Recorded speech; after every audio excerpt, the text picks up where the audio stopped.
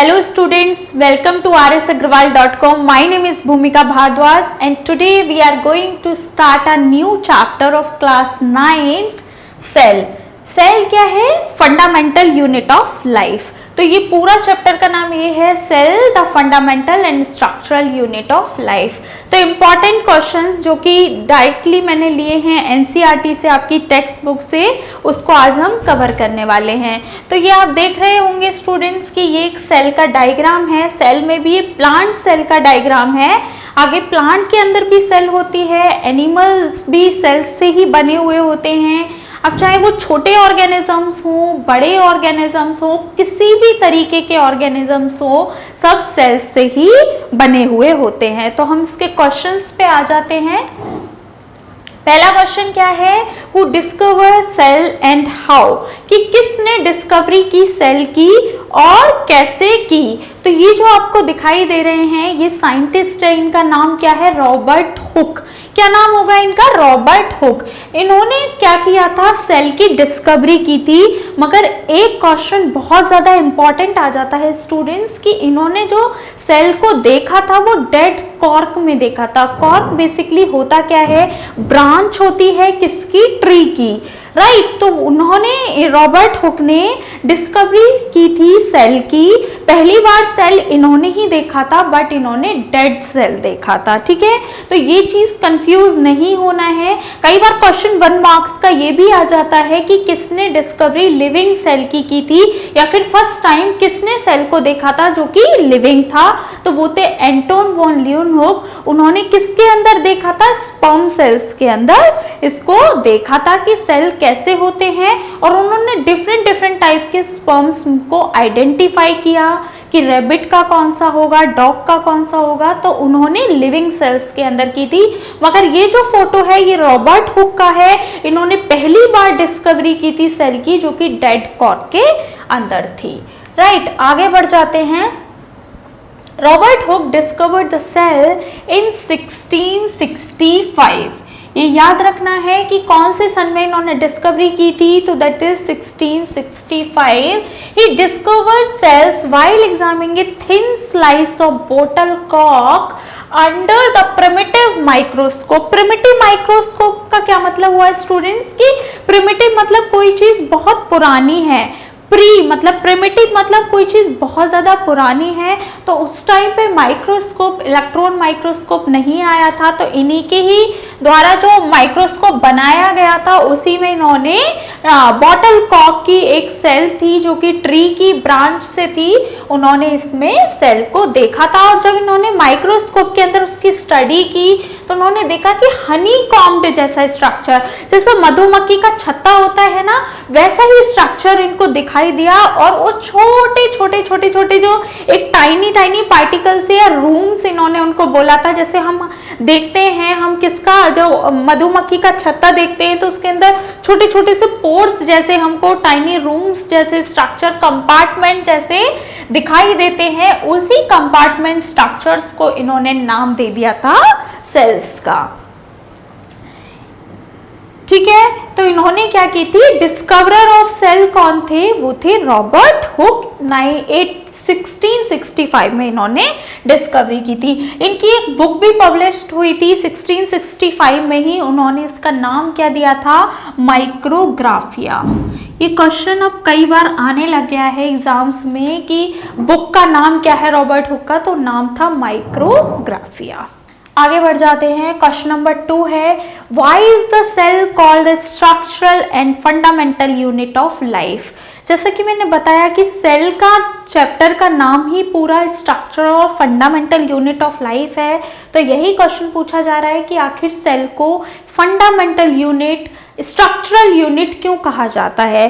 तो स्टूडेंट्स याद रखना ये चीज कि कोई भी लिविंग ऑर्गेनिजम्स हो, चाहे वो प्रिमिटिव टाइप का हो मतलब प्रोकैरियोटिक, या वो एडवांस टाइप का हो मतलब यूकैरियोटिक, या वो सिंगल सेल से बना हुआ हो जैसे यूनिसेलुलर, या फिर वो बहुत सारे सेल से मिलके बना हुआ हो मल्टी सेलुलर, कोई भी सिंपलर ऑर्गेनिजम्स हो, कितना भी कॉम्प्लिकेटेड ऑर्गेनिजम्स हो, अगर वो लिविंग है तो वो किससे बना हुआ है, वो सेल से ही बना हुआ है।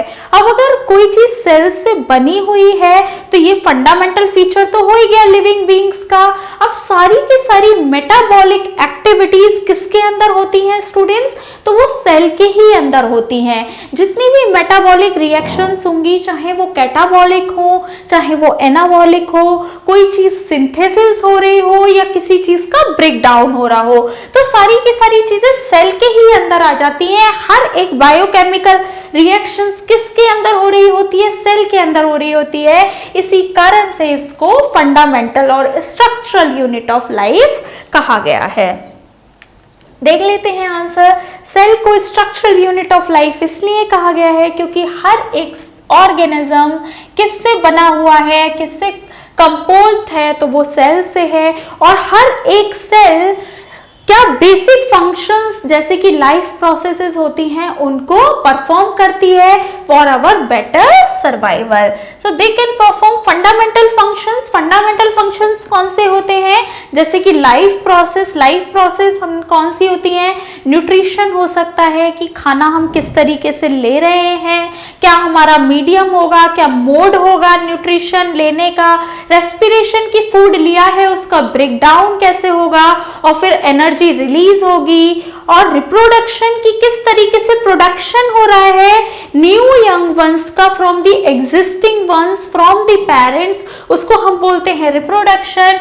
एक्सक्रीशन मतलब removal of the waste from the body in the form of faeces और in the form of urine, उसको हम बोलते हैं एक्सक्रीशन। तो ये सारी की सारी फंडामेंटल एक्टिविटीज कहाँ हो रही होती हैं स्टूडेंट्स, सेल के अंदर हो रही होती हैं, इसलिए इसको फंडामेंटल यूनिट कहा जाएगा। Both unicellular and multicellular organisms. अभी मैंने आपको बताया था कि किसी भी तरीके का लिविंग सेल हो, कोई भी ऑर्गेनिजम्स हो, किसी भी ऑर्गेनाइजेशन का हो, वो किससे बना हुआ होगा, सेल से बना ही होगा। आगे बढ़ जाते हैं। यूनिसेलुलर से आपको समझ आ गया होगा, यूनि मतलब single and multi mean more than two. तो क्या हो गया, यूनिसेलुलर के अंदर कौन सा ऑर्गेनिज्म आता है और मल्टी सेलुलर के अंदर कौन सा आएगा, यूनिसेलुलर के अंदर अमीबा आता है, मल्टी सेलुलर के अंदर हम आ जाते हैं। ठीक है, बहुत सारे ऑर्गेनिज्म हैं, मैंने आपको एक एग्जांपल दिया है। Because cells perform all the activities independently, hence considered the structural and functional unit of life। मतलब ये अपनी एक्टिविटीज करने के लिए किसी के ऊपर डिपेंड नहीं है, हर एक एक्टिविटी को इंडिपेंडेंटली परफॉर्म कर देते हैं, इसी कारण से इसको स्ट्रक्चरल और फंक्शनल यूनिट ऑफ लाइफ कहा गया है। क्वेश्चन नंबर 3 पे आ जाते हैं। How do substance like CO2 and water move in and out of the cell? Sorry, move है वो, मुझे यहाँ से रिफ्लेक्शन से दिखाई नहीं दिया। How do substance like CO2 means carbon dioxide and water move in and out of the cell, कि किस तरीके से हमारी कोई रेस्पिरेटरी गैसेस जैसे कार्बन डाइऑक्साइड हो सकता है, ऑक्सीजन हो सकता है, और वाटर के मॉलिक्यूल्स कैसे मूव इन एंड आउट, मतलब कि अंदर जाना और सेल के बाहर जाना किस तरीके से फैसिलिटेट होते हैं, किस तरीके से सर्कुलेट होते हैं, कैसे ट्रांसपोर्टेशन होता है वाटर के मॉलिक्यूल्स का और कार्बन डाइऑक्साइड के मॉलिक्यूल्स का। तो स्टूडेंट्स, एक वर्ड आपने सुना होगा डिफ्यूजन और एक ऑस्मोसिस। आप डिफ्यूजन का मतलब क्या होता है कि डिफ्यूजन एक वो प्रोसेस होती है जिसके अंदर मॉलिक्यूल्स हायर रीजन से लोअर रीजन की तरफ मूव करते हैं। क्या करते हैं, हायर रीजन से लोअर रीजन की तरफ मूव करेंगे। डिफ्यूजन प्रोसेस क्या होती है, diffusion is the process where in the molecules are traveled or transported from the region of the higher concentration to the region of lower concentration, उसको हम बोलते हैं डिफ्यूजन। और डिफ्यूजन कहाँ पे, ये चीज ज्यादातर हमें ये याद रखना, इन जर्नल टर्म्स में बोल रही हूँ कि डिफ्यूजन ज्यादातर गैसियस स्टेट में पाया जाता है और ऑस्मोसिस सॉल्वेंट के पार्टिकल्स को, मतलब कि वाटर हुआ जिस तरीके से, उसको ट्रेवल करने में, ट्रांसपोर्ट करने में हेल्प करेगा। तो मतलब कार्बन डाइऑक्साइड डिफ्यूजन की तरह मूव इन मूव आउट होगा, ट्रांसपोर्ट होगी, और वाटर किसके थ्रू होगी, तो प्रोसेस ऑफ ऑस्मोसिस। अब कई बार तो यही डिफरेंस आ जाता है कि दोनों में, डिफ्यूजन और ऑस्मोसिस में क्या डिफरेंस है। तो स्टूडेंट से छोटा सा डिफरेंस आ जाता है, दोनों के particles higher region to lower region ही मूव करते हैं, मगर ऑस्मोसिस के अंदर सेमी परमिएबल मेम्ब्रेन का इन्वॉल्वमेंट हो जाता है। इस पॉइंट को आप बिल्कुल नहीं भूलेंगे कि बस सेमी परमिएबल मेम्ब्रेन का इन्वॉल्वमेंट हो जाता है, region higher concentration to lower concentration ही रहता है, सॉल्वेंट के मॉलिक्यूल्स को फैसिलिटेट करता है ऑस्मोसिस के केस में। Carbon dioxide moves in and out of the cell by the process of diffusion. अभी मैंने ये चीज बताई थी, डिफ्यूजन क्या प्रोसेस होगी जिसमें मॉलिक्यूल सब्सटेंस मूव करते हैं from the region of higher concentration to the region of lower concentration. Water किससे मूव होगा, by the process of osmosis, which water और solvent moves through a semi permeable membrane. Solvent से आप confuse तो नहीं हो रहे हैं, सॉल्यूट मतलब कोई सॉलिड सब्सटेंस हम कह सकते हैं, सॉलिड पार्टिकल्स बोल सकते हैं, सॉल्वेंट मतलब लिक्विड मीडियम होता है, और सॉल्यूशन मतलब जब सॉल्यूट और सॉल्वेंट को मिक्स कर दिया जाए तो वो सॉल्यूशन बन जाता है। क्वेश्चन नंबर 4 पे आ जाते हैं, why is a plasma membrane called a selectively permeable membrane.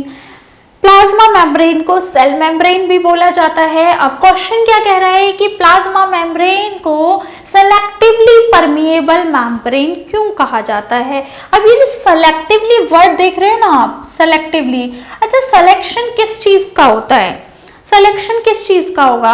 अगर मैं यहाँ पे इन्वायरमेंट में हूँ, अगर मैं नेचुरल सिलेक्शन की बात करती हूँ, थोड़ा सा टॉपिक जो है वो इवोल्यूशन की ओर चला गया है, कि अगर मैं नेचुरल सिलेक्शन की बात करती हूँ तो नेचर उनको पिक करता है जो बेस्ट सूटेड होते हैं इन्वायरमेंट के हिसाब से। अगर मैं किसी शॉपिंग में जाती हूँ तो मैं किस चीज को सेलेक्ट करूंगी, जो चीज बेस्ट मुझ पे जा रही है, जिस चीज की मेरे को रिक्वायरमेंट है, मैं उस चीज को सेलेक्ट करूंगी।